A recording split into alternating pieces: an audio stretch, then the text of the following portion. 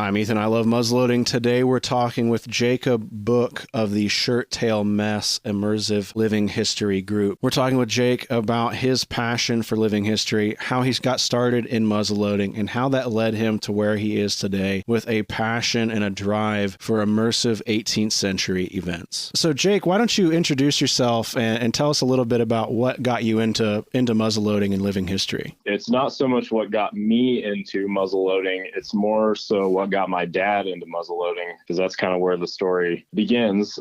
Right. Dad started in the early 70s. You know, he was always into history. He grew up in that era of, Fess Parker and, Davy Crockett and the Alamo and Daniel Boone. And as most people know, that era, filmmaking and storytelling, especially geared towards younger people with like those Disney live action movies, there was a lot of history. Mm-hmm.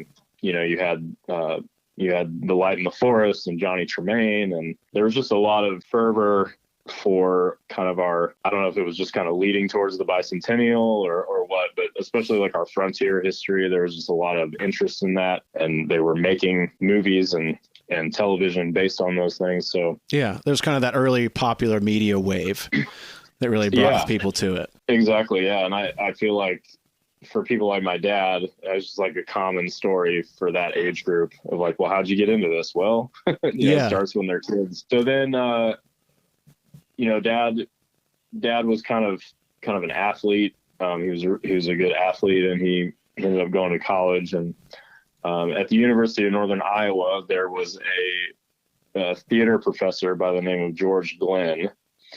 And you will find several of George Glenn's articles in the very first book of Buckskinning. Oh, okay. And along with my dad's picture in there. And he started I guess at the time, there was professors at the university, they could create a class kind of for fun and like offer it, to their students. So George Glenn started a class that my dad heard about and decided to take, and it was called Muzzleloading Firearms, Modern Sport and Historical Perspective. And essentially it was a muzzleloading club for college. That's awesome. Students. Wow. Yeah. And so Dad went to that, and he was pretty much hooked. And got his first rifle. I don't know what, his first gun was, I think like a lot of people's first guns, wasn't great, but, got his gun, started going, joined like the local muzzleloading club. I think they were called like the Turkey Foot Muzzleloaders or something, muzzleloading club or something like that. Mm-hmm. And, did some parades. They marched in some parades for the bicentennial locally there, and he started going to some events and went to friendship with Glenn, with George Glenn, and that just sort of kicked everything off for him. And eventually he started working for George, and George had a business at the time called the Possibles Poke. Okay. And Dad worked for him, and then eventually my dad started his own business in the early 80s. And then by the time I was born, in 1990, he was pretty much, that's what he was doing. Mm-hmm. And that's what so many people were doing at that time. There's such opportunity there. So you see all kinds of businesses like that popping up and feeding families and taking care of things.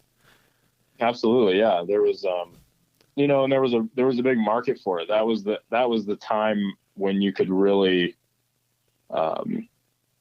take the show on the road, if you will, and go make money at events. And so, he, along with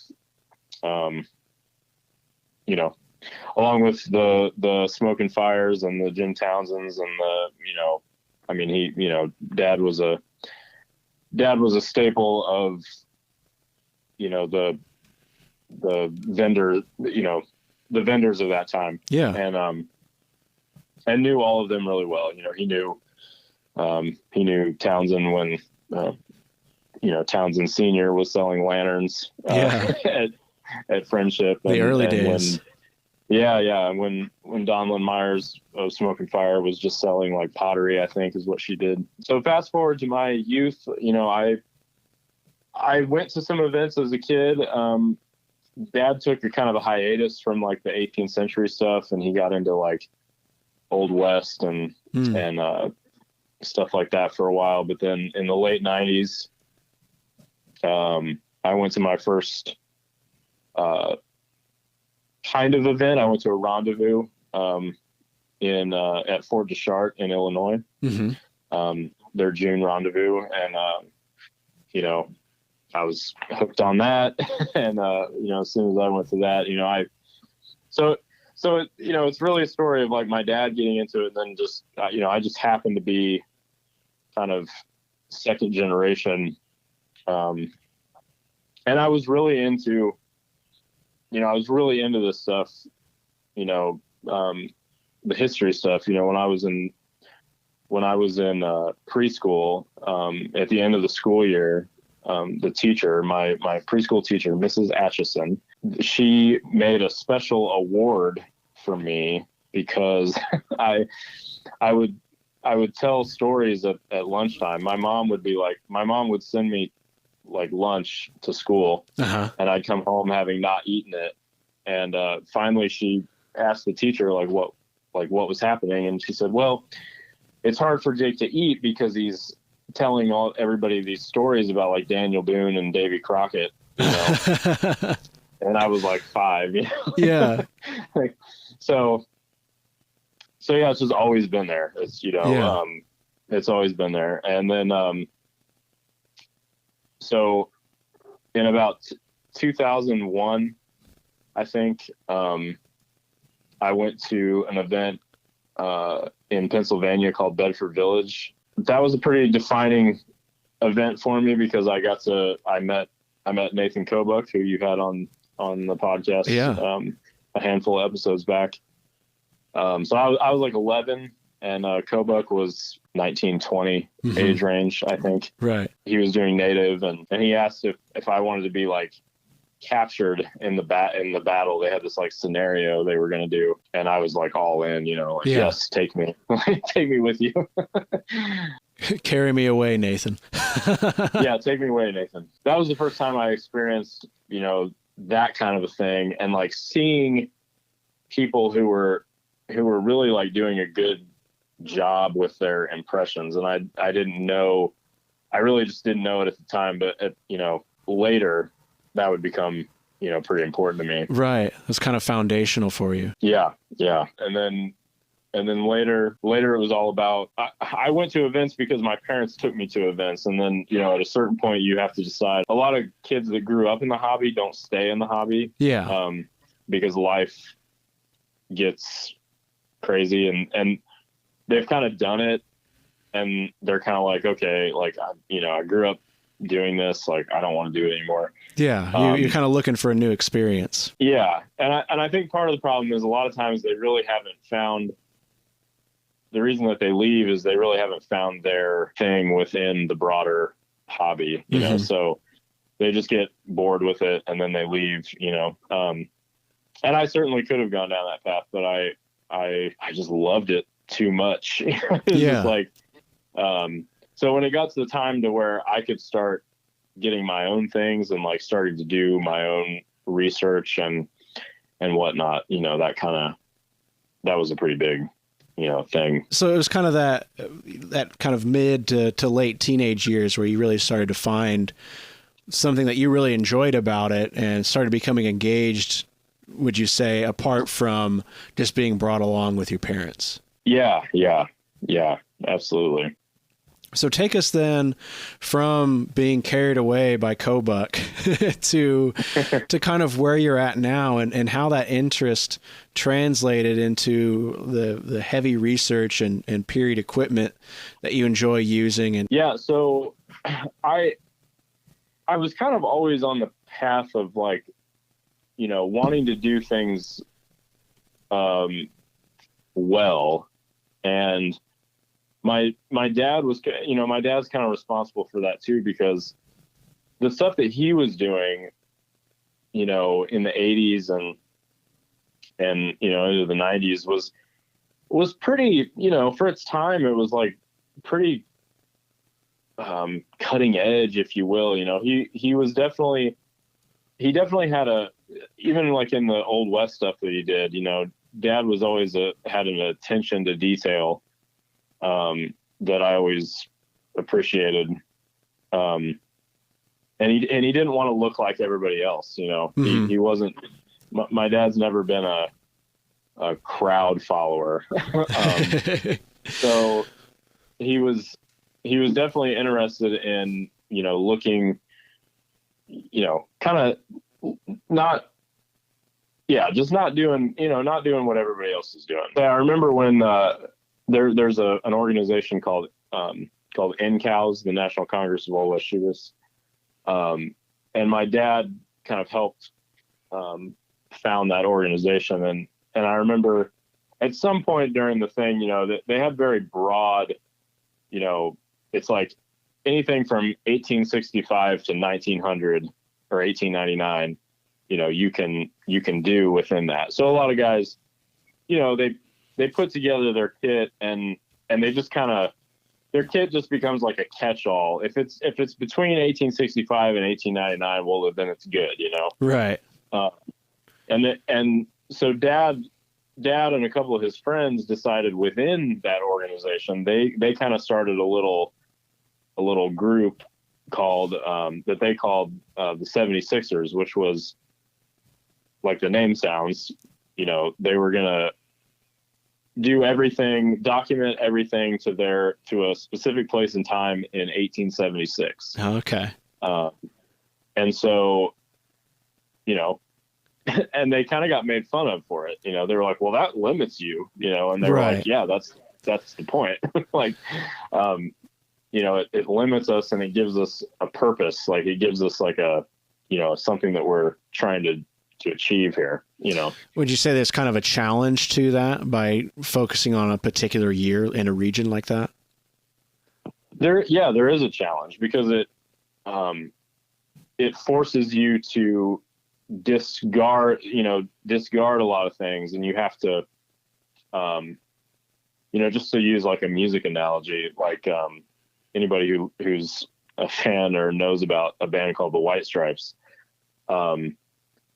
Jack White is famous for limiting the tools that he can use to create art, Okay. And by doing so, he has to challenge himself even that much more to like figure out, how to achieve the sound he's wanting with, so he'll purposefully like limit himself to like certain things.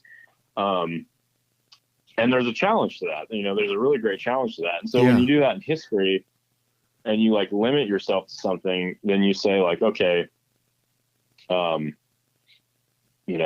what can I document to this specific time, this specific place? And, a lot of times, especially if you're doing like a military thing, you kind of have to do that because some units within like the Revolutionary War, for instance, they only existed for like a year, so what did they have? You got to figure out, so there's a real challenge to that. And that's part of the fun, I think. I think some people think having everything at your disposal is more fun. But I think sometimes those limitations can be really fascinating, so to kind of get back to the question, I kind of was, my attention was kind of in that direction of like, how do I figure out how to do my impressions better? And I didn't really have anybody around me that, I think there's people who kind of think that they're doing that, and I don't want to, throw shade on anybody. Right. No, and I appreciate that. And it's nobody specifically, but it's just like, I think some people think like, oh yeah, like this is how, people did things back in old timey days. And so you kind of have to like weed through that stuff and figure out like, okay, well, who's actually like presenting me the hard evidence, like the hard facts, if you will. Yeah, because when you're going for that level of detail and you're focusing on those specific years, and that's what you're going for. If you're not going for that, that's fine. But when you're looking for that, Sure. you need that information. Yeah. So I did a number, I did a number of things, looking back. I have pictures that I just like shake my head, I'm like, what in the world was I doing? You were learning, but I was learning. And as time went on, like, even though growing up in the hobby, like the research that was available started to change really rapidly. Okay. As the internet kind of exploded, you can find more like really well researched and documented stuff on Facebook now, like than needing to go to like an archive somewhere. Like, yeah, it's amazing how much stuff is out there. And so there was a real swing in that direction. And I found out about really where it all changed for me was I found out about the Augusta County Militia, who I'd known about for a while, but I found out that they had an event coming up, and I was really trying hard. I've been going to all the local events, the market fair at Locust Grove and various places. And I usually would fall in with a unit there. And I was just, I was trying to do better. I just wanted to do a better impression. And I found out that the ACM was doing an event in Virginia called Wilburn Farm. It was an immersion event, and which we'll get to, I guess, in this discussion. And I wanted to go. And so I looked at they had, usually at the beginning of an immersion event, they'll post the standards that you have to kind of abide by with your clothing and your gear. And so I put something together that I thought was good. And it forced me to acquire some things and get some new things. And I went and I had an absolute amazing time. And, to me, it's sort of like that kind of sealed the deal of like, okay, there's no reason to like not continue to do this, Right. You were hooked. Yeah, I was hooked, especially on that immersion thing. It was, and I had experienced a little bit of that before, but that really took the cake for sure. So a couple questions on that. First, what items and what kind of process did you go through to fit the event? You talked about upgrading and getting some new things. What kind of changes did you make to get into that event? So a lot of the attention to detail is in sort of the cut of your clothes and the way, if it's 17, if the event is 1778 and you show up wearing clothing that is cut more on a 1758 pattern, okay. That's 20 years prior, it's not going to look like you fit. And so a lot of the stuff that I had, I came from doing more French and Indian War stuff. So an earlier period then. So an earlier period. And so I had to get some new things. I got a new jacket. I got a pair of I think I wore a pair of trousers for that event. There was just stuff that just little things that I changed. Looking at that kit now, it's still stuff that I wear. I haven't changed too much. It worked well for what for what I needed for that event. Right. So it's just like little things, just I had more of like a French and Indian War cut waistcoat, needed to change that, Okay. It's just stuff like that. Yeah. So then, and another thing, another small change was, I shaved. Yeah, that's a big one. I really resisted the shaving for a long time because I just really liked having a beard most of the time. Mm-hmm. And once you just get it in your head that like, okay, I'm just gonna have to shave for events. I mean, you just do it, and my hair grows back relatively fast. I feel sorry for people who don't and like having a beard. Right. But it's hair; it grows back. So for me, it just stuff like that. It was relatively easy for you to adapt to it. Right. It was just easy to say, you know what, if this is what I'm going to do, and this is the crowd that I want to hang out with, then this is what I need to do. Right. That's what's going to happen. Yeah, exactly. So my other question about this first immersion event that you went through is what made that event different than the other events that you had gone to? Because you talked about that kind of changing how you thought about this and that you decided that's what you wanted to do. So what was different about it? Well, that kind of gets us into, what exactly is an immersion event, versus the other varieties of events that are out there.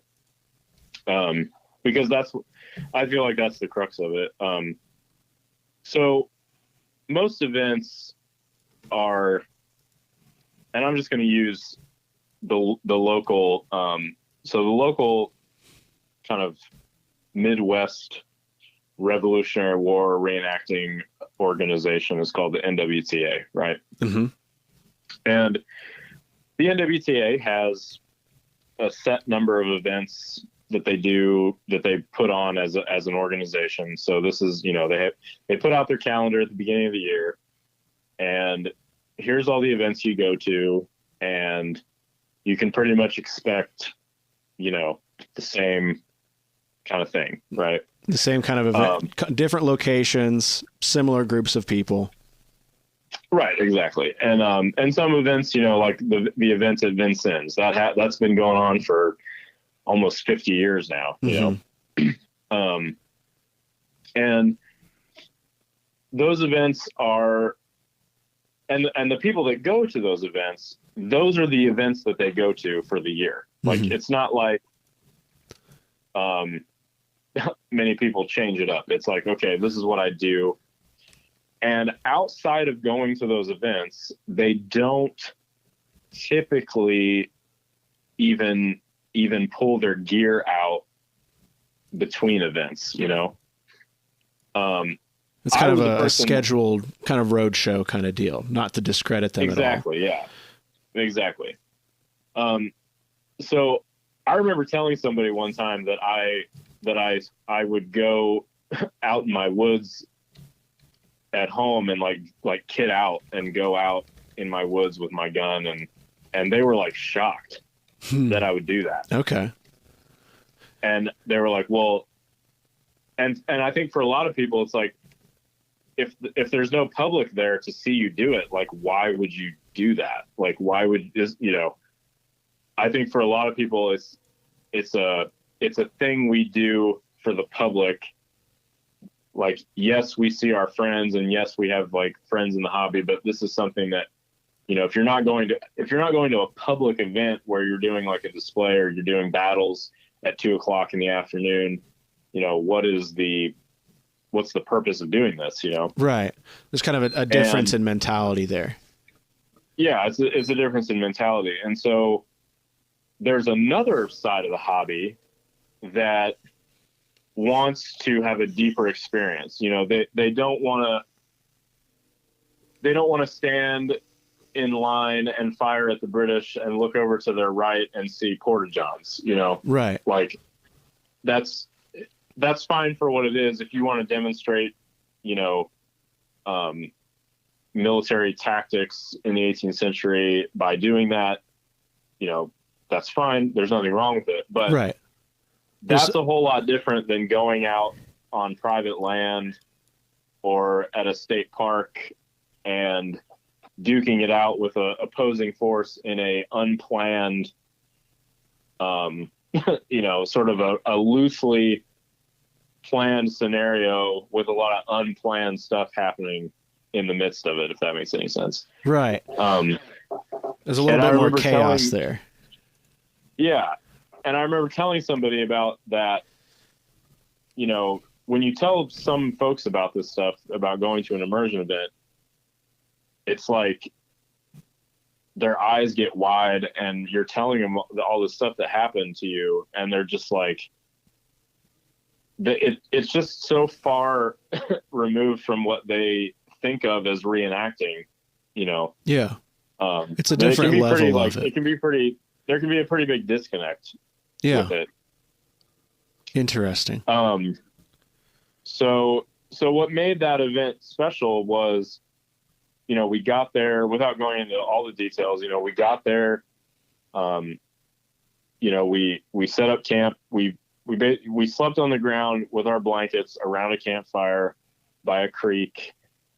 And, at one point, Alan Krause, who was in command, kind of told us like, hey, we're going to go walk down to where we're going to lay the ambush in the morning for the British, who didn't know we were going to do that.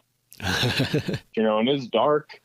We were doing this by moonlight, and just those type of moments where you're like walking through the dark, single file through the dark, with your arms, and you're talking about laying this ambush for the British. I mean, you don't even really have to act. It's not like you're going to this like play act mode where you're like, oh, we will attack the British here. Right. You just talk about it because it's what you're about to do, Right. And that's as real as it gets because you're doing the thing. You're not pretending to do the thing. You are going to do the thing the next morning at dawn. And that's exactly what we did. We went back to our camp. We got a few hours of sleep and we got woken up before the sun came up, and we went out there and laid there till we saw them coming. And as soon as they got in range and they got close down to the creek crossing, I fired the first shot that kicked the event off. And it was, the crazy, I mean, it's one of the coolest things I've ever been a part of to this day. And we basically spent the weekend, attacking that we were pretty vastly outnumbered. There was really a small contingent of us compared to the British. I think they had like three different companies, different regiments that they had represented. The 17th Regiment of Foot, they have four, I think. The 17th Regiment of Foot, the King's 8th, the 40th Light Infantry, they had the 71st Highlanders out there, and then they had a bunch of Tory civilian militia. It was just we were attacking and running away and then hitting him again and running away. And we had a force of American Dragoons out there that came up from Williamsburg. And so there was three of them. And the first time I saw them, I was running through a field to go back to our base camp to pass a message about what was going on at the front, basically, if you will. Yeah. And these guys just come riding through this field. I mean, there's nothing modern. 360 degrees, I can't see anything modern. And here comes, there's like a stone fence and a field, and here comes these dragoons riding up out of the bottom up into the field. And I mean, it was just, and they see me and they're like, what's going on up there? And I tell them, and like, it just doesn't get any more real than that. You're just there, for those moments, you're just there. Wow.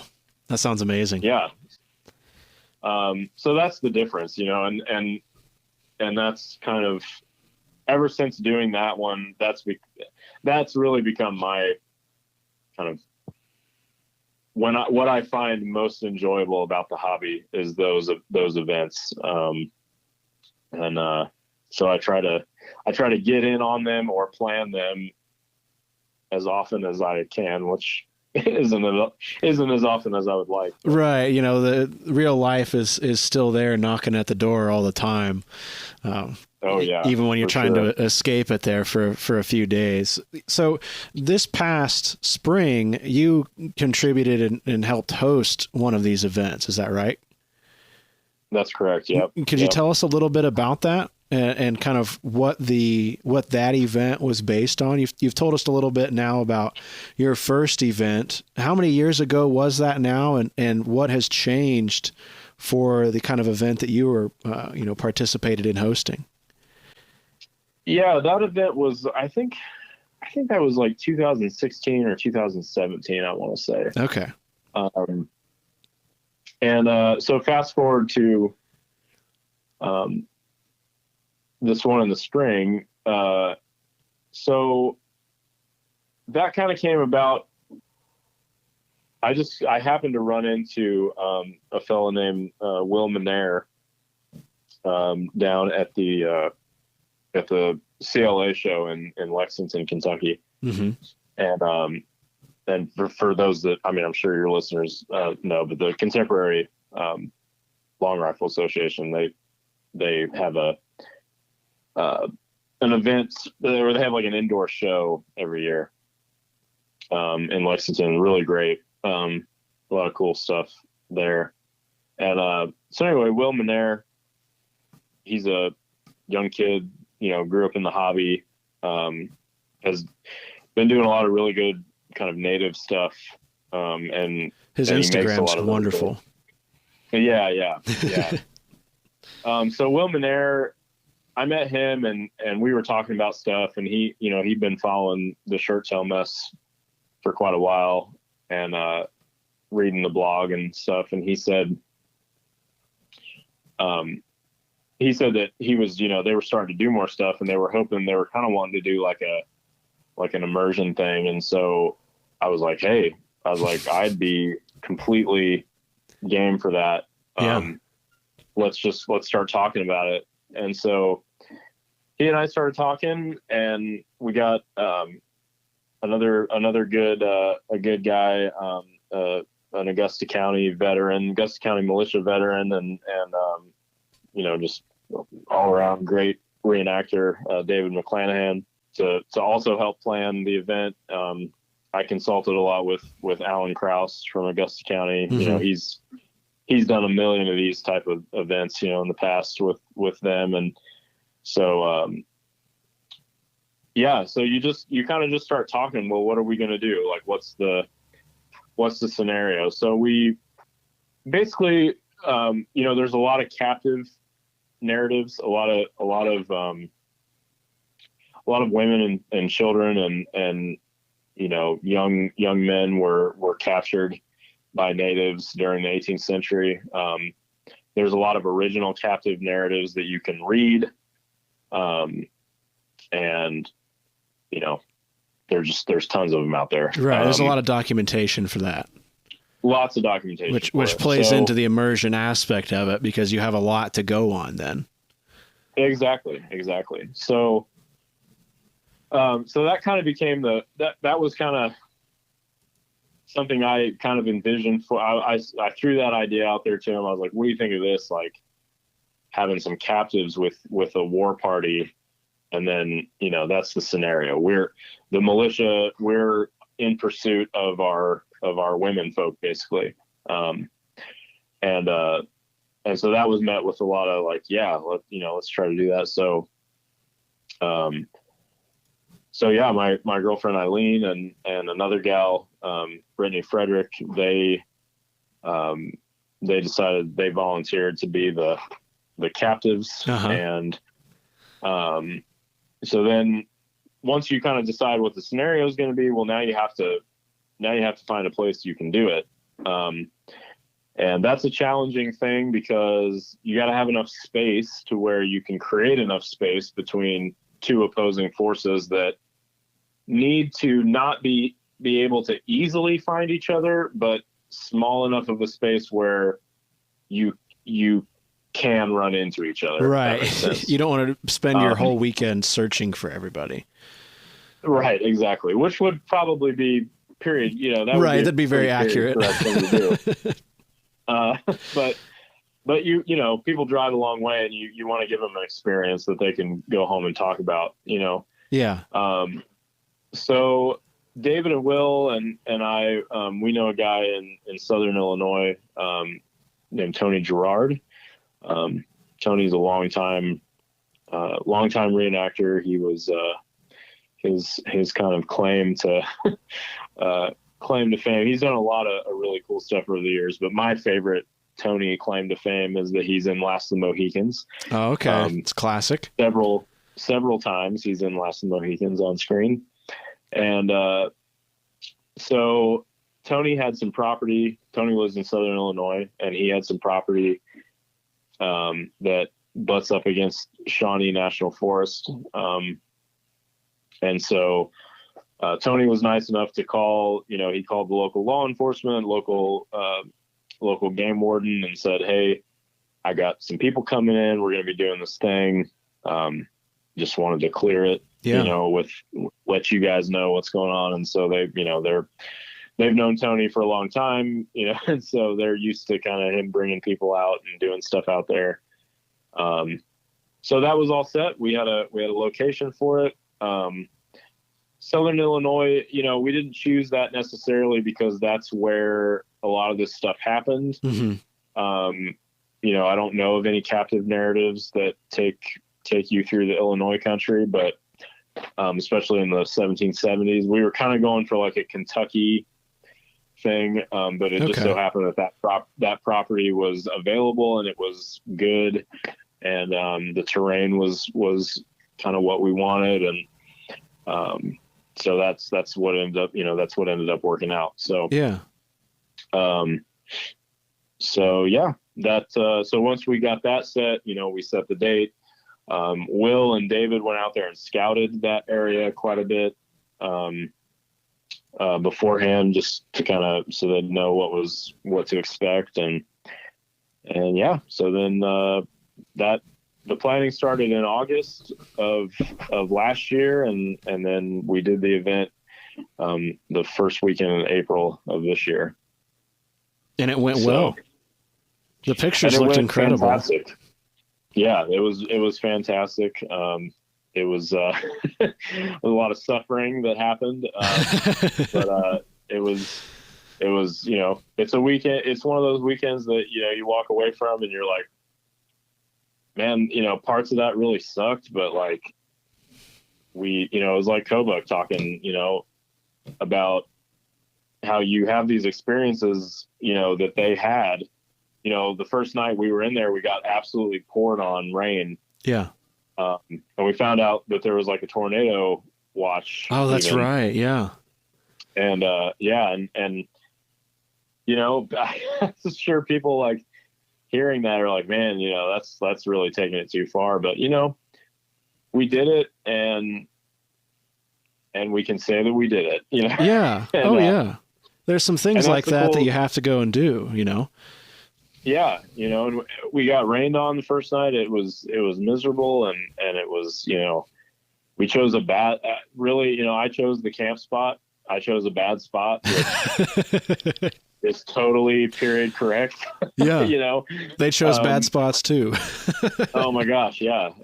Yeah. You read, you read that Cresswell diary, and, yeah. And, they camped right in the middle of a buffalo, like a buffalo run, like literally the buffalo run through and like stomp, the hell out of their canoes. Yeah. And they're just like, oh no, so, people back then, they didn't always do the right thing. They didn't always do the smart thing, They were people too. They were people just like us. And, so it's kind of those moments where you mess up or you do something wrong out in the woods where some of the most memorable stories can happen, Yeah. It's like, and we certainly had our share of that. We we got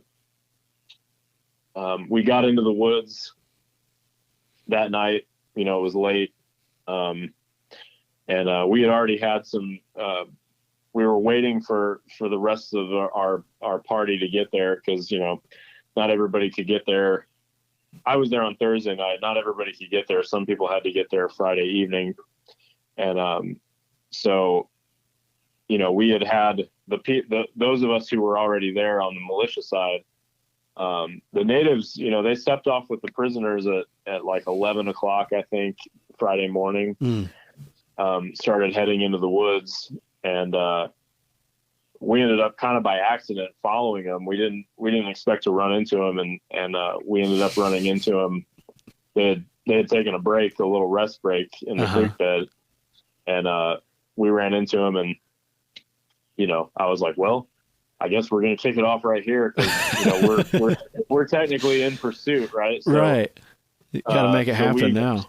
Yeah. So we had a little fight with them, and they drove us back, and they kept taking the women on, and then, we made camp, and I went back and got the people that,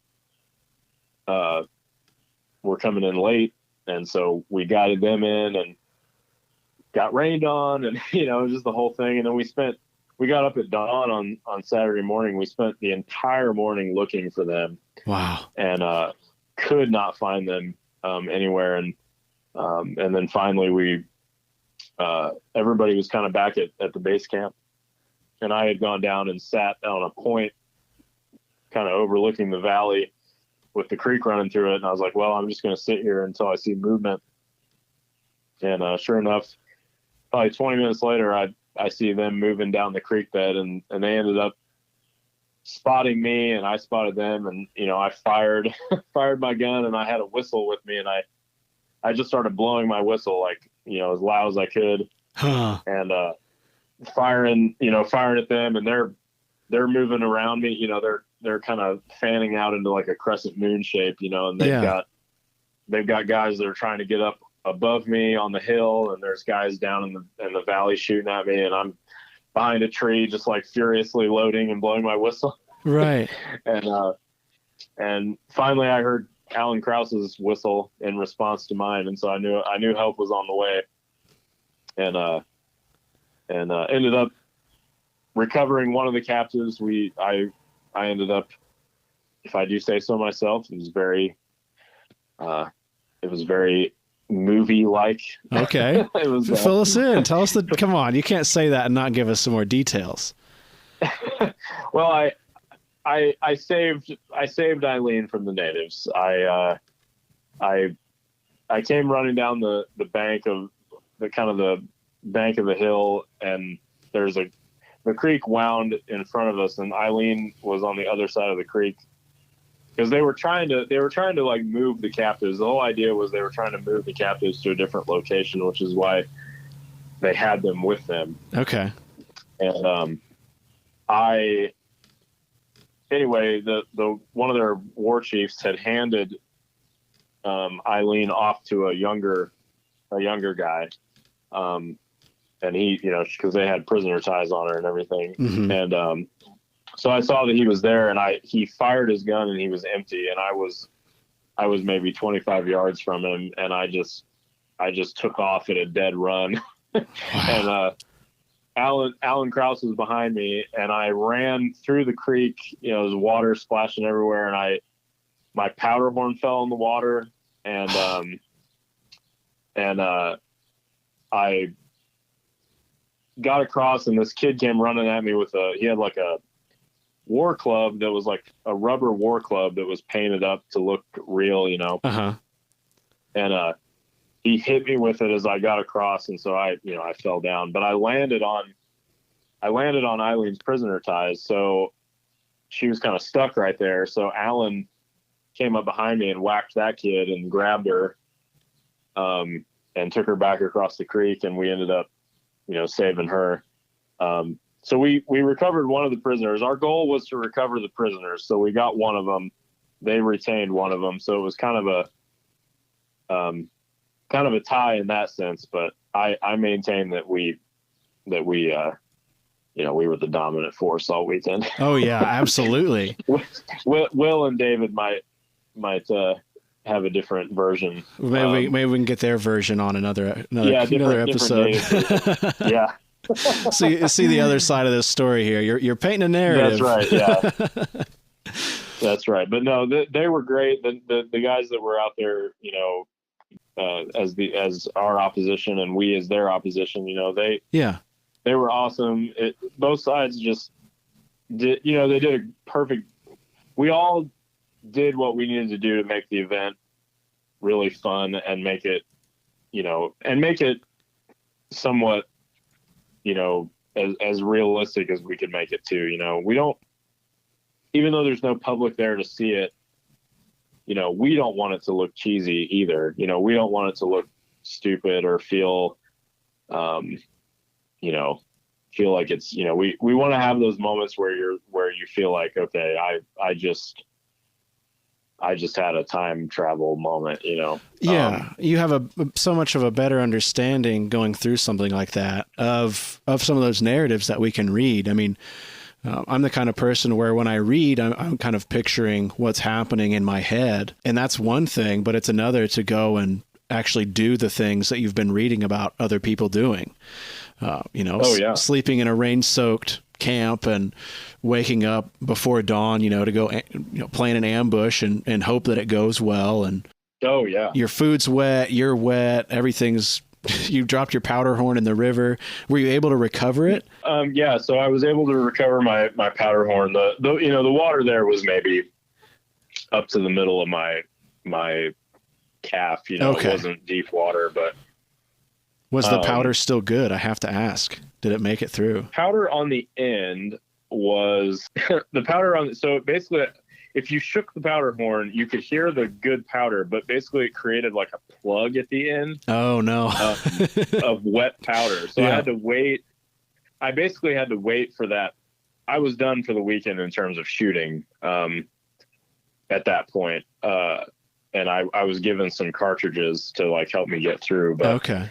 Yeah, I basically created a plug. I had to wait for it to get dry in order to kind of unplug it, and then the rest of the powder was fine. It was just the powder at the very end. That in itself is a really interesting data point to consider. I mean, I'm just fascinated by that because that happened.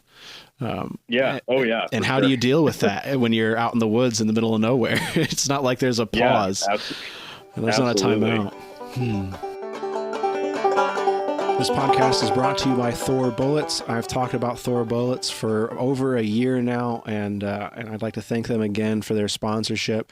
I have since, in this amount of time, went out and tested these bullets on my range. I have not gone hunting with them, but in my penetration testing and my accuracy testing with my CVA Accura LRV2, I have to say that the Thor hammer bullets sized to my bore for that Accura do a phenomenal job. I have sub 1 inch groups at 100 yards if I do what I'm doing right with the rifle. Can't speak highly enough of these bullets. I think you should try them, not just because they're supporting the show, but because they are performing really well in the tests that I am doing. Check out Thor Bullets. Not really a structured ad read here, but I hope that you check out maybe some of the practice bullets they've got. And as you're planning for your fall 2022 hunts here, check out some of the Thor hammer bullets. This podcast is brought to you by Muzzleloader Magazine, the publication for traditional black powder shooters. Since 1974, Muzzleloader has been the leading magazine devoted to traditional black powder hunting and shooting. Each issue is jam-packed with articles on hunting, shooting, gunsmithing, do-it-yourself projects, living history, American history, book and product reviews, and much, much more. Muzzleloader Magazine is the best traditional muzzleloading magazine, bar none. I'd like to thank Jason at Muzzleloader Magazine for his continued support of I Love Muzzleloading and the I Love Muzzleloading podcast. I don't care what you're into. If you're interested in muzzleloading, this is the kind of magazine I think you need to check out. I've been a fan of Muzzleloader Magazine even before the sponsorship. I've always been impressed with what Jason has been able to put out with Muzzleloader Magazine, and it really means a lot for him to be supporting I Love Muzzleloading and our efforts over here. Thank you, Muzzleloader Magazine, for your support.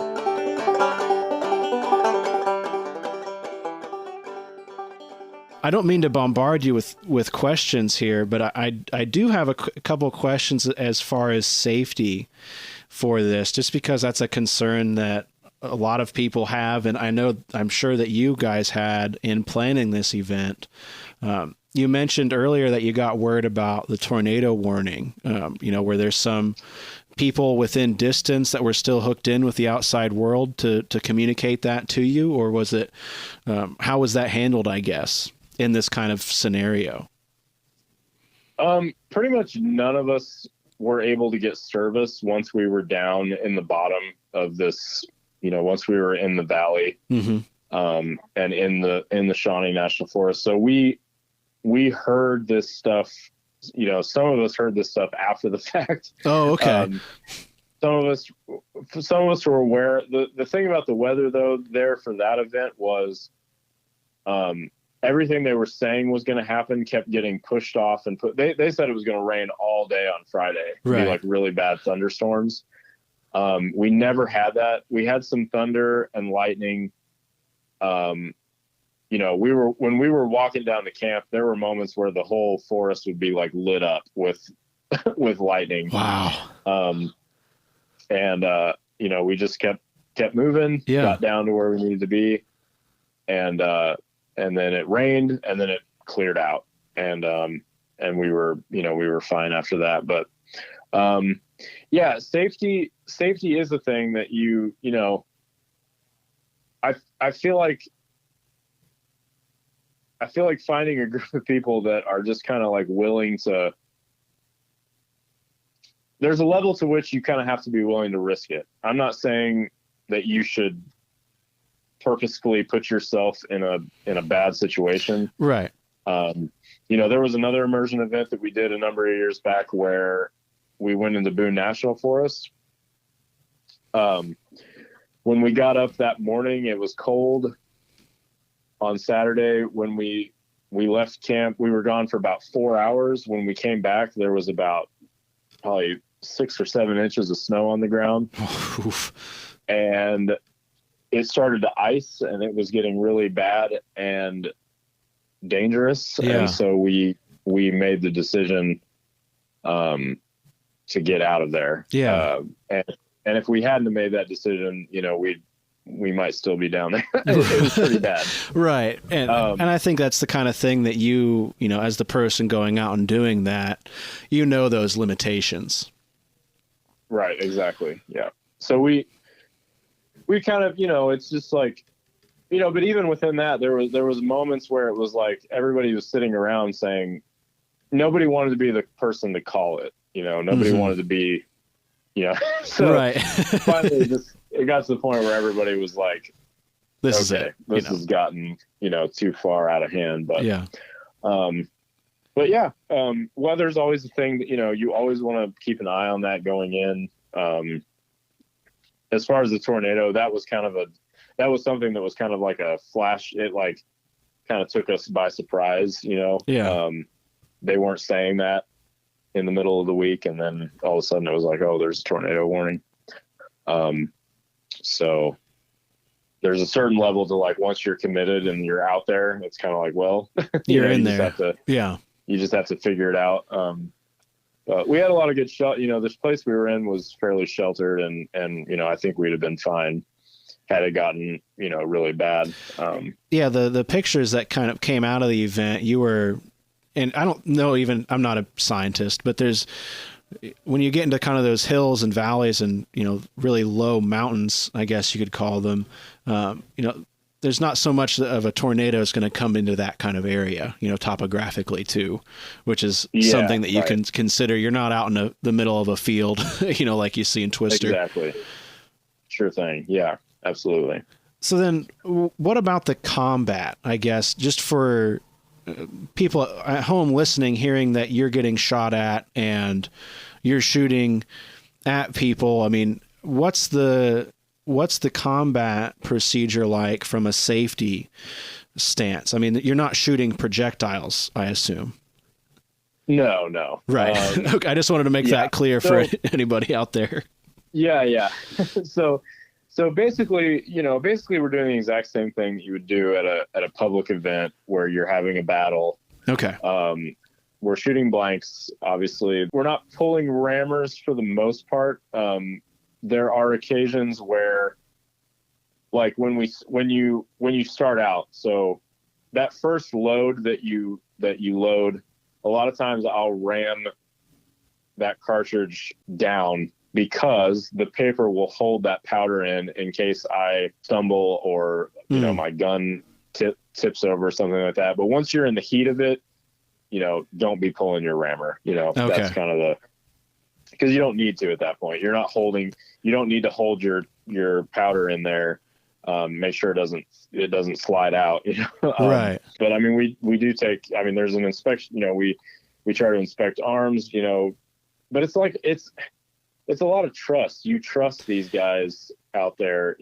That's why a lot of these events are invite only, because you don't just want anybody showing up.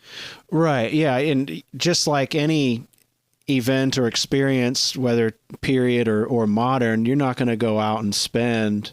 It's not a reality TV show where you're spending a time in the wilderness with strangers. Right. You're going through and making sure that there's a level of competency there and a level of understanding that's everybody's on the same page about what you're getting ready to do. Yeah. Yeah, exactly. Yeah.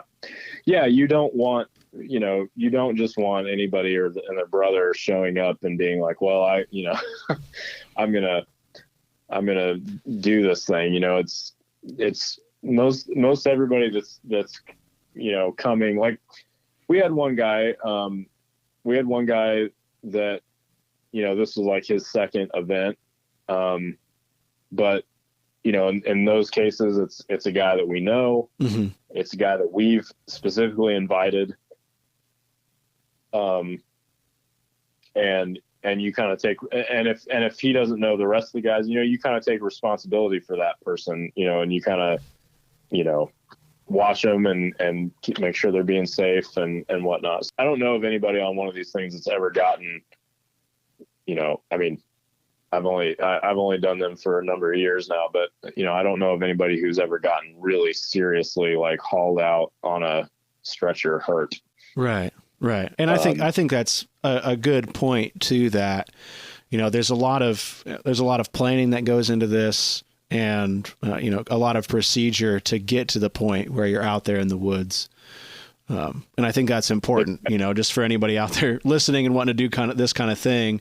I think it's important not to take that lightly, kind of that planning that goes into it beforehand. Absolutely. There's a lot of planning, and you really need a strong leader out there doing it too. This isn't something where you can just kind of, go out and it's every man for himself and right. You just run around. You really need a structure. Everybody needs to know what they're there to do, and everybody needs to be able to submit to that authority structure that's set in place. Otherwise, if you have somebody out that, doesn't want to listen to orders and doesn't want to listen to what you're saying, you need to get that guy out of there as quickly as possible, because he's a liability at that point, So safety is that's a big thing. And there were people that we turned away from this event that we didn't know. Right. We didn't know, and we didn't trust, because we didn't know them. We had no way to really trust their being out there. So it's it's hard to keep an event like this under wraps, when you're kind of planning it and word leaks out. But yeah. most of these things are invite only. Yeah. So if if somebody out there is listening to this and you're interested in this type of an event, get to know the people who are putting it on. That's the best way to kind of get invited and go. So right. I appreciate you being upfront and honest about that. I think it's a different level than a lot of people are used to being involved with. And I think it's, at least in my experience in interacting with you and the other folks in the group, it's not an exclusionary thing to be exclusive. It comes down to those, the things that you're doing. It's important to know the people that are involved and get to know them beforehand. Exactly. Yeah, exactly. And, we all have a similar sense of what we're there to do, like Mm-hmm. what we're there to experience. And I think that's a big thing of like being with folks who are kind of like-minded. It's not everybody's thing. And it becomes very apparent when you get out with some people, like what their priorities are. And that's fine. Everybody has different priorities, and that's fine. But when you can find that group that shares, everybody there shares the priority, it's a really, that's where the magic happens, Yeah. And yeah, it's not to exclude, it's not to say, oh, well, we're like the hardcore people that go do this thing. I don't think of it that way at all. It's just, this is what we enjoy doing. There's a certain level of kind of being comfortable in the woods and being comfortable with your gear. And, the fact is, like, not everybody has spent a lot of time in the woods living out of a knapsack or living out of a blanket. Mm-hmm. It's not, it's not something that's everybody's acclimated to. And even the way, Kobuck talked about this with you, like being comfortable in your gear and your clothes, like feeling like you're natural. It's like not a costume, Yeah. That's important. That's especially in the woods. That's really important because you can get uncomfortable really fast if your gear is kind of just not well. And it's not that it has to be like uber well thought out. I went in there with a knapsack and a blanket roll. It wasn't like I was out there, low impact backpacking or whatever, it wasn't, I didn't have a container for every little thing. And it was all like, I feel like people kind of have a tendency to do that, like turn everything into like a science, Yeah. I don't think that people back then were doing that. I think, the description of going on Indian campaign, with a blanket, a wallet with, parched corn and, whatever, and a tin cup tied to the blanket or whatever is. I think that's the description. It's like, it's pretty startling how minimally they were able to function compared to what we'd have today. It's like that. That's what you're going out on an Indian campaign. Like that specific quote is about going out on an Indian campaign. And you're going to war. And so that's what you have. Well, exactly. I leave my house going to work with more, every day. Yeah, for sure.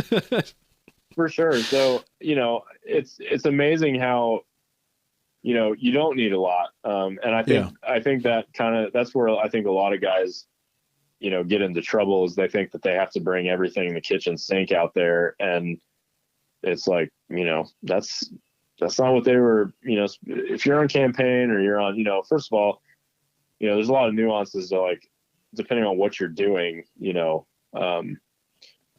so like what kind of gear you're taking and more than likely, if you're out there working in the woods, you've got pack horses and the whole nine. Yeah.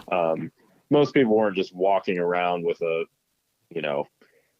with a blanket roll and it didn't really look like that, but going on Indian campaign, certainly. I mean, you throw that stuff in there. Actually I found the quote, from the Life and Times of General James Robertson, 1770 expedition. He says, a heavy blanket, rifle, hatchet, knife, powder horn, and powder, bullets, extra gunflit, a picker, a wallet well stored with parched corn, some salt, and a tin cup. And that's what you got. Yeah. Go live, go survive. I know that's the appeal of it for me, and my interest in the immersion side of things is, trying to better understand how and why they were able to do what they were able to do. And like just that, as we're recording here, I just finished turkey hunting, and I was hunting with a percussion shotgun, but I did it in my 18th century clothing to kind of start that and reignite really that process of being in the woods, stalking and working in the woods as I imagine that they would have, and understanding the limitations of, the buckle shoes, not the greatest, but that's what they had. And I felt so good when I came out of the woods each morning, having done that, walking along a county road, as people were driving by. I just felt like for those few hours, I was in the woods and it was just me in that woods, and there's an experience there that if you haven't done, it's hard for me to describe it in a manner that makes any sense, but it's just really cool when you're able to go in and do that. And, I appreciate all the help and all the questions that you personally have answered for me on trying to get better and improve with this kind of area, because it's just incredibly fascinating to me. Oh, awesome. Yeah. Well, yeah, I love seeing like the enthusiasm and the stuff that you're promoting. It's really good for the hobby, and, good for, getting people in. The hobby's huge. It's, it's got all kinds of different little niche stuff in it that people are into. And I don't expect everybody to, want to run off and do an immersion event after listening to this, but right. It's certainly a passion of mine, to not just immersion, but like, just to experience as much of what they experienced as I can. And specifically for me, I've always been really into like the military stuff and militia campaigns against the natives. And, so that's really where I find a lot of enjoyment of getting to see like, okay, what's that like? What's going out and doing that like? Mm-hmm. On some small, you're never going to be able to recreate it in its entirety, because you're not actually, they didn't actually steal our women, and they didn't actually right. shoot at them, and but gosh, there was a moment where, as the natives, when we attacked them the first time, and as they fanned out and they started pushing us, and I looked past the young warriors that had come out to fight us, and I saw the rest of the war party leading the women away down the creek bed, and I just thought, man, what would I do? Yeah. If that, what would I do if this was real? I mean, I would be that's my family being taken away right in front of my eyes, Yeah. And I know that if I go charging in there, I'm going to get killed too. And then there's nothing I can do for them, Well, yeah. So it really just brings that stuff home. It makes you think like this was a real threat that people lived with, Yeah, absolutely. I think it provides an incredible perspective on just how things are and how things have been, and not discounting any of the struggles of the modern world, but when I get in my bed at night, my warm, dry bed, I'm ever thankful after reading and learning about the stories of people that came before and the trials that they went through, because that happened. People's families were taken, they died alone in the woods, with their powder horn in the river. It's just, yeah, exactly. I don't know. It's humbling, but inspiring at the same time. Yeah. It's really amazing, and those little moments are the ones that you live for as a reenactor doing this stuff. It's when you can experience that, it's a pretty big thing. So that's what I've always done it for, and what I hope to keep doing it for. So, absolutely. We got a little heavy there. I'm going to bring us a little bit lighter here, I think, but I really appreciate you going there though, because I at least for me, it's really great to get into that level of what this is about. And I think it brings a lot of meaning to it. But for somebody listening that might be interested in what we're talking about in portraying the 18th century, what kind of things should they consider having that they might not have currently, like a 3 to 5 items and why? You asked Kobuck this question, and he threw out some good stuff. And so I'll just maybe add on to some of the gear that he talked about. And I'll go into I guess I would go into the clothing part. The clothing is really like your base layer, for when somebody sees you, what do they think you're doing? And so, so that, they say like the clothes make the man or whatever. So the first important thing is, get yourself a good pair of shoes that fit you well and, are sturdy. Get yourself a good hat, because there's a lot of terrible hats out there. What kind of, do you have a hat recommendation maybe for us?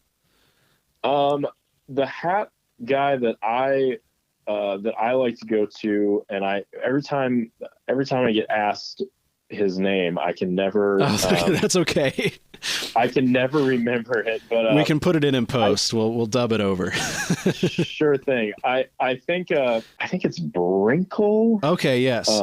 He does hats at a really great price. They're also, Brinkle Hatter. If he's on Facebook, he's really easy to work with. You'll wait for the hat. There's going to be a wait because he's in demand. But once you get it, you will be very pleased that you took the time and waited. So get yourself a good hat. Get yourself a good pair of shoes. Those are the things that it's hard to. If you're going to come out and hang out with a maybe what I would call a more progressive group. Those are the things that are harder to lend to somebody. Mm-hmm. Shoes, you just don't have an extra pair of shoes laying around. So a lot of groups will bring you in and they can say, okay, we'll let you borrow some stuff to kind of get started. I would say shoes, good hat, and then get yourself a good pair of trousers. That's a really versatile lower garment as opposed to a pair of breeches or, whatever. Breeches are fine, but trousers just show up a lot. They're easier to make yourself. You don't have all that, buttons and stuff on the side that you got to worry about. Yeah. And they're just a really good versatile garment for, all types of impressions. I don't know. Those would be my big three. If I had to say No, I think those are good. What should I buy first or what should I try to get first? That'll get you a long ways. I don't know if that was that's what you're looking for, but no, that is. I just thought kind of bookending on Kobuck's. He was kind of recommending more gear stuff. Yeah.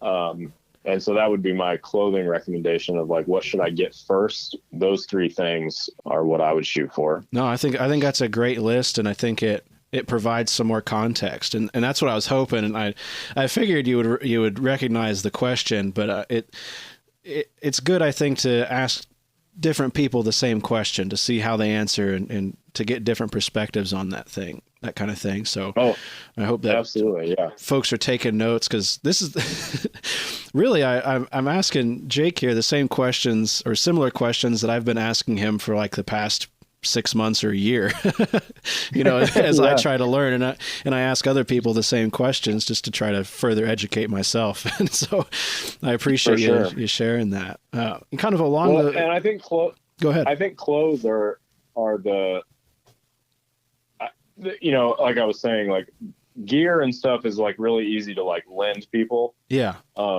Having clothes that fit you correctly, that's where I tell everybody to that's the base level. Get your clothes and make sure everything fits right and looks right. And if you show up in an event, somebody will have an extra blanket roll you can use. Somebody will have even an extra gun they can bring and let you use for the weekend. Like, yeah, and then you can slowly start putting that stuff together as you go. Kind of along those same lines here, then, what kind of tips and recommendations would you have for aspiring reenactors and living historians, as far as, some of the research topics and that you've maybe dove into a little bit, as far as research and portrayal for the era goes?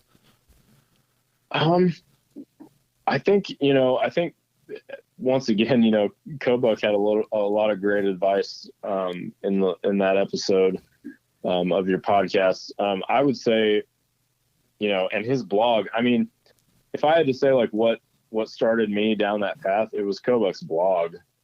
Just seeing he's got so much great stuff there for people to look at, and people ask a lot of the same questions. What should I do, and what should I honestly find the original sources and go to those and read them. Mm-hmm. You can find a lot of the references to those original sources on Kobuck's blog, on the ShirtTail Mess blog, on there's another one of Sorts for Provincials that Jim Mullins does. There's lots of really good quotes, and most of the time, they say where they got them. And a lot of the topics, I'm just looking at the ShirtTail Mess blog, our blog. Yeah. There's one on how to tie or strap up your packs. And so, Matthew gave, he wrote the article and gave a real basic, here's how to tie up your blanket roll with a tump line, really easy, step by step.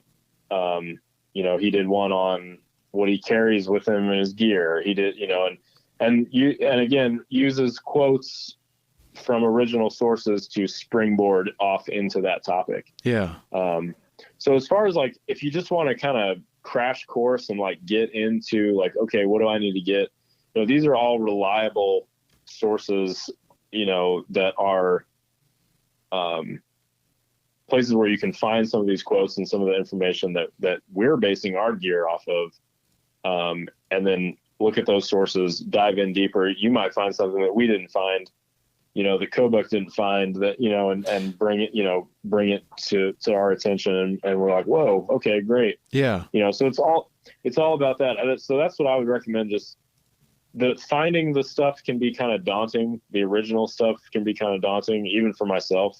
I've benefited greatly from knowing people like Kobuck and others who have done a lot of this legwork, for us. Not that we shouldn't also do it, but when somebody hands you a gift, don't throw it back at their face, Absolutely. Yeah. It served for me just to kind of know the names to look for, and some of the terms to look for, to even know what to look for. You're kind of like a blind pig looking for an acorn. Because you're, even if you're narrowing down to certain years, I mean, there's still just swaths and swaths of information out there to try to dig through. And those blogs, having those sources cited, even just with a simple title, of where the information came from, or that section of information came from, gives you a place to go. And like you said, dive into, even if it's just a different chapter than the blog post was talking about, there's more information there that hasn't necessarily been covered. And you can go out and find that. And it's a wonderful feeling to find it. Oh yeah, for sure. Yeah. So I would say, that would be my recommendation there. Just, there's a lot of stuff that's already been kind of, a lot of, again, I think Kobuck said it too, a lot of the same questions come up over and over, especially when you get new people coming in. So yeah, it's great to be able to just send them here's these articles. These will help you kind of get pointed in that direction. And then again, you can kind of look through them and say, oh, well, what's that book that they got that quote from? Oh, there it is. I can go track that down, and read the whole narrative or whatever. So that's how I would recommend getting into it, because it can be daunting. Mm-hmm. looking for those sources, just not even knowing what you're looking for in some ways. Yeah. You've mentioned the ShirtTail Mess and the ShirtTail Mess blog a little bit. It kind of rolls into really the last question that I have for you, but where can people follow you and your adventures if they'd like to learn more and see a little bit about what you've been doing and what you've been talking about? Sure. shirttailmess.blogspot.com is where our blog is. And it's pretty irregular. It's kind of as I feel the need to say something. It's a mixture of how-tos. It's a mixture of that and my own personal philosophical ramblings about the hobby. Which I don't know, some folks might think I maybe lean a little too heavy in that direction as of late, but but I do have a lot of philosophical musings on the hobby. And so, well, I think just as you read historic accounts, you hear those kinds of musings in those journals and things. I think it's only natural to inject some of that. And I think it's part of what makes, hopefully in 100 years when somebody digs that up and sees that, they understand you a little bit more, just as we enjoy finding those in those journals. Or they'll just think you're a knob. So. I think most people just think I'm a knob, but that's okay. Yeah, they'll probably read it and be like, man, this guy was a real piece of work. But yeah, the shirttailmess.blogspot, and then you can find us on Instagram, and the Instagram handle is just at ShirtTailMess. So, and I'll drop links in the show description for folks to check that out. Just a tap from whatever podcast player they're listening on, just to make it easy for them. Awesome, great, yeah. It was funny. I saw I saw that graphic that you did, where you said it says something about the shirt-tailed. Yeah, these shirt-tail men. And their cursed, twisted guns. Yes, and that was where that came from, and I could, for the life of me, somebody asked where that came from, and it was Matthew Fenewald that had seen that quote, and kind of came up with the name, and I couldn't remember where he'd gotten it. So then I saw I saw that graphic, and I was like, oh, heck yeah, that was where where that came from. So yeah, we liked that a lot, and that was kind of where the name, the ShirtTail Mess, came from. So, oh man, and mess being, the name of a group of soldiers within a company, right? Yes. But also it's kind of a mess, Yeah. As many of the militia descriptions were from the time. Right, exactly. So we just rolled with that. I have the source for that. I have that in my database here somewhere. But that quote came out of I found it quoted in a book that I think was actually published in Canada, where it came from. Didn't it come from like a London newspaper? It was like, yes, that book had attributed it to a London newspaper, and that's as far as I've been able to find on it. But it's just such a good quote. The Widowmakers group has used it for years. And that's where I originally saw it before I was able to kind of dig and find the source for it, just because to me, it exemplifies a real passion point for me for American culture. Like, that's a real defining statement that I hope that we hold on to, I guess, not to get too far into it, but I just like that a lot. Sure. It's a great, it's a great kind of descriptive, quote about the nature of America. It's kind of tangentially related here, but the Carolinas company, I think, on Instagram, they share a lot of really great original accounts and statements from the Carolinas and Georgia region from the war. And that's great. Yeah, there's some really wonderful segments that they publish that are on a similar vein, which I really find interesting, just as kind of a cultural point for how things were talked about and how the people were described. I think it's really interesting that we start to see that kind of thing carried through culture, at least written culture, from different regions. So it's something I'm trying to do a little bit more digging on to try to understand. But so if somebody's interested in what we've been talking about here, that's another place to look. Oh, sure. Yeah. Those Carolina guys are great. Great dudes for sure.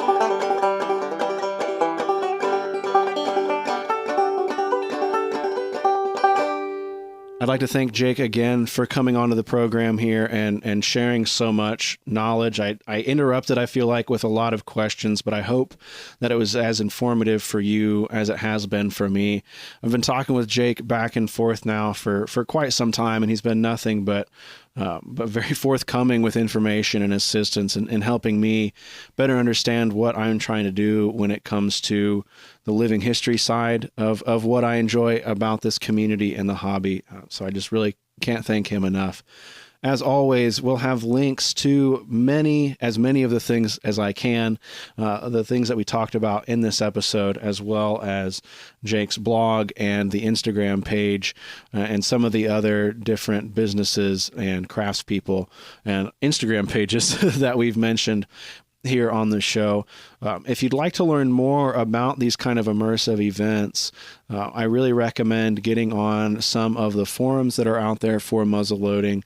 This is discussed a little bit on the American Long Rifles Forum, but really the kind of new home for this has been several of the Facebook groups that are out there. And even if you're not ready yet to dive into some of these events and really dedicate yourself to getting practiced up and trained so that you can be out there in a safe manner, you can observe and understand a little bit more of what these groups are doing and how they're going about it. And that's really what I've been doing, getting into this side of things over the past couple of years, is just kind of observing and learning and taking that into practice, really just in my backyard, to better understand it and bring my skills and abilities up to snuff, as well as my gear and equipment. One, enjoy some good conversation and some good research and some good camaraderie, but then also, like we talked about so much in this episode, to try to get a better understanding of those who came before and the people that got us to where we are today. I hope that you've enjoyed this episode as much as I have. It's going to be a busy summer, I think, for us here at I Love Muzzleloading. There's a lot happening when it comes to muzzleloading. By the time you're listening to this, the June Spring Nationals at the NMLRA in Friendship, Indiana, are going to be right around the corner.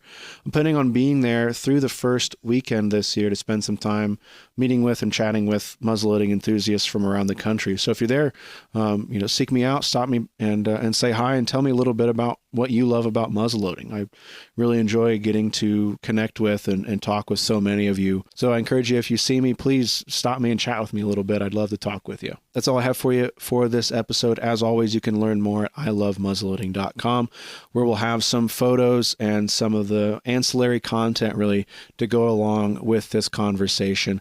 We'll have a link in the show notes below directing you to that page. I hope that you enjoy it. Even if you're not interested in getting involved in the immersive side of things, I think it's neat to know that this kind of stuff is still happening. We live in an era where we can sometimes think that people aren't going outside, people aren't doing things, people aren't being active, but I'm really proud to say that the muzzleloading community is a community where people are getting outside, they're working with their hands, they love history, and they want to see it continue. And I think that's a point of pride for us as we continue through each year, as the community continues on after so long. That's a feather in our cap that we should really hold on to. Once again, I'm Ethan. I love muzzleloading. Thank you so much for listening. We'll catch you next time.